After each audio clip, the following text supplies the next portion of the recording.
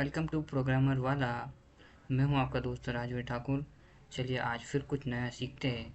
और आज हम जावा की प्लेलिस्ट शुरुआत शुरू से करने वाले हैं कि जावा प्रोग्रामिंग क्या है और जावा सीखने वाले हैं पूरी तरीके से। सबसे पहले सबसे पहले मैं ओपन करता हूं मेरे लैपटॉप में माइक्रोसॉफ्ट वाइट बोर्ड, जिसके अंदर मैंने सारी इन्फॉर्मेशन रखी है। माइक्रोसॉफ्ट को मैं ओपन करता हूँ, माइक्रोसॉफ्ट वाइट बोर्ड। ठीक है, स्टोरी शुरू करते हैं। स्टोरी शुरू करने से पहले सबसे पहले आप एक कॉपी लीजिए और पेन लीजिए ताकि आप अच्छे से नोट बना सकें, क्योंकि नोट बहुत ज़्यादा इम्पोर्टेंट है। नोट ही है जो आपको काम आने वाले हैं जीवन भर।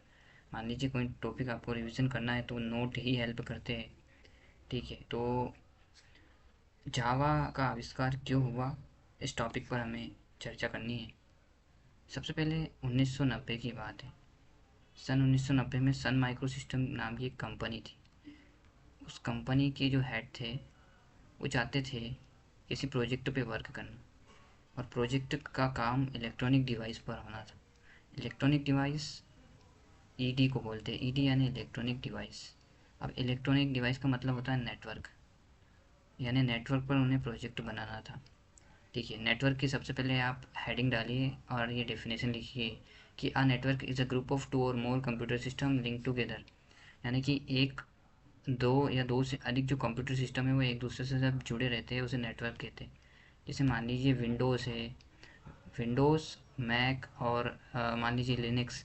ये तीन जो ऑपरेटिंग सिस्टम है, अलग अलग प्रकार के, तीन अलग अलग प्रकार के कंप्यूटर एक दूसरे से जब लिंक होते हैं उसी को नेटवर्क बोलते हैं। एक दूसरे से जब ये लिंक होंगे तो उसे क्या बोलेंगे, नेटवर्क बोलेंगे।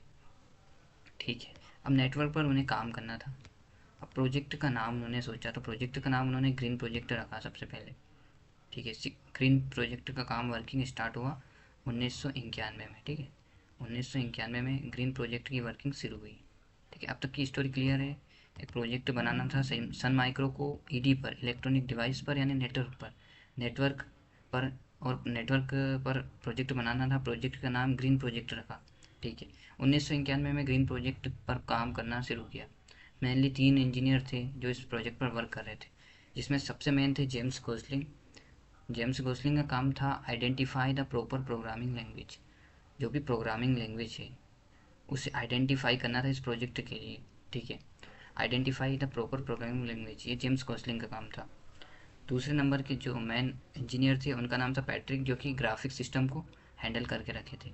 और बिजनेस मैनेजमेंट और बिजनेस डेवलपमेंट का काम माइक का था, जो कि तीसरे नंबर के इंजीनियर थे।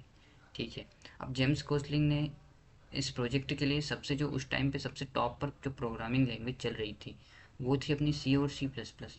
अब सी प्लस प्लस उस टाइम की टॉप प्रोग्रामिंग लैंग्वेज थी, तो जेम्स कोसलिंग ने उसे प्रेफर करना चाहा। लेकिन सी और सी प्लस प्लस कैसी प्रोग्रामिंग है, सिस्टम डिपेंडेंट।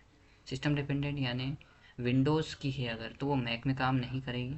मान लीजिए कोई प्रोजेक्ट आपने विंडोज़ में बनाया है, विंडोज़ में कोई प्रोजेक्ट बनाया है, वो मैक में काम नहीं करने वाला है किसी भी कंडीशन में, ना ही वो लिनक्स में काम करने वाला है। तो लेकिन वो क्या चाहते थे, वो नेटवर्क पर काम करना चाहते थे कि विंडोज़ का प्रोजेक्ट अगर बना है तो मैक में भी काम करे, लिनक्स में भी काम करे और विंडोज़ में भी काम करे।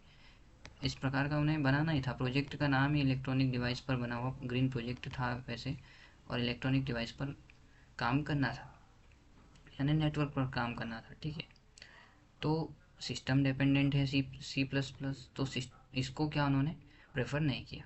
उन्होंने क्योंकि सी और सी प्लस प्लस तो इस प्रोजेक्ट पे काम नहीं कर सकती। अब उन्हें खुद की एक नई प्रोग्रामिंग बनानी है। अब नई प्रोग्रामिंग उन्होंने खुद से बनाई, उस प्रोग्रामिंग को खुद से बना लिया। अब जैसे ही नई प्रोग्रामिंग बनाई उसका नाम भी उन्होंने रखा, उनका नाम उसने ओक रखा था, ओ ए की ओक रखा था। और ओक जो प्रोग्रामिंग थी अपनी, ओक का काम था कि Oak system dependent programming language थी। सी प्लस प्लस एक सिस्टम डिपेंडेंट थी, तो ओक सिस्टम इंडिपेंडेंट थी। ठीक है, ठीक है, उन्होंने ओक पे काम स्टार्ट किया।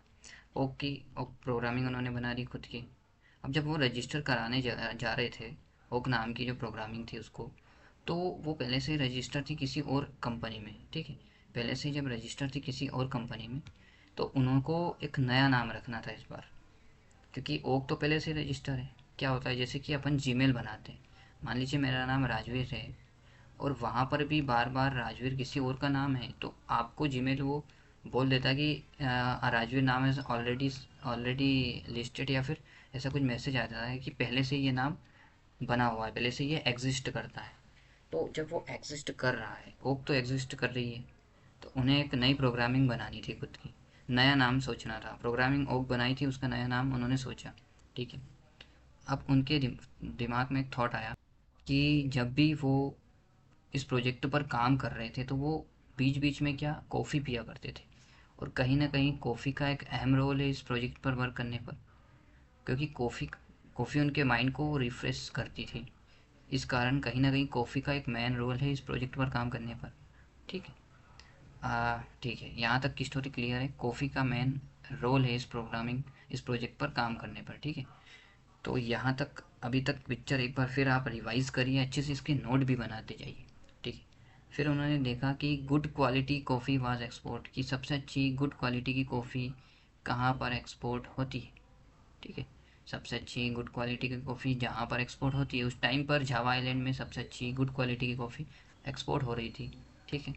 तो वहीं से उस लैंग्वेज का नाम उन्होंने जावा रख दिया, क्योंकि ओक था पहले, वो रजिस्टर्ड थी पहले से। फिर उन्होंने गुड क्वालिटी की कॉफ़ी जावा आइलैंड में देखी, तो उस आइलैंड के नाम से जावा का नाम जावा पड़ गया और लैंग्वेज का नाम जावा पड़ गया। ठीक है। ओके, ठीक है। और उसका सिंबल भी कॉफ़ी कप एंड सोसर पड़ गया। फिर देन 23 जनवरी 1991 में जेडीके का 1.0 वाला जो वर्ज़न है वो रिलीज़ हो गया था। ठीक है। अब क्या डिफरेंस है कि सिस्टम डिपेंडेंट या फिर प्लेटफॉर्म डिपेंडेंट लैंग्वेज क्या होती है, और जावा जो कि सिस्टम डिपेंडेंट नहीं इंडिपेंडेंट है, दोनों में अंतर क्या है। ठीक है। ध्यान से सबसे पहले हेडिंग डालिए कि व्हाट इज़ प्लेटफॉर्म डिपेंडेंट या फिर सिस्टम डिपेंडेंट, और ये आराम से ये जो क्वेश्चन जो आंसर है इसको आप नोट करिए, क्योंकि ये आपको नोट ही काम आने वाले हैं बाद में फ्यूचर में। तो a language is set to be platform dependent whenever the program is execute in the same operating system. ठीक है।